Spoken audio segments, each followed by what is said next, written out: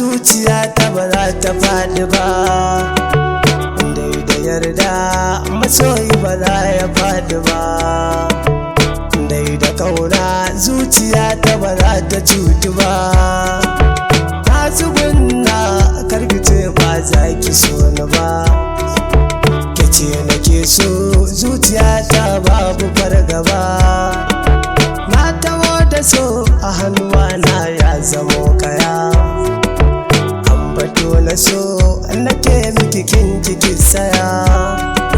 Sammako na yo a gidanku na zo na tambaya, taimako na zo a gurin kiki amshi magiya. Haddari na so a kaina yayi zagaya, kin bi sassar cikina kin yi mamaya. Haddaraina na bar miki kin yi mamaya, ai halinki ne ya sani nake ta bibiya. Ba kya mugunta burin ki zama na lafiya, daure ki so ni zan kai ki mu zaga duniya.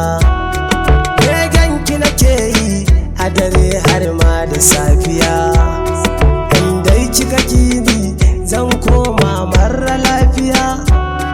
Dan ba sukuni ci nake tamkar a rijiya, na yakini in ki so ni zan baki kariya. Kan baki kuka a guri na sai da dariya, zan saki huta a gida tamkar sarauniya. Mene dalili kiga yan in samu gamsuwa, in na zo gurin ki sanagan kina ta budduwa. Gasanki ya shige ni kamar ma zan yi zautuwa, na daina komai na koyi zama da damuwa. Na tabbata so dangi ne shi na cutuwa, ya mamaye ni ya sa ni zama a unguwa.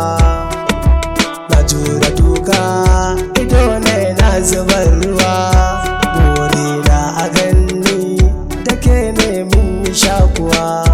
Kin fito gare ni ke ce mahaɗi na rayuwa, in ba ke ki gane komai ma zai yi faruwa.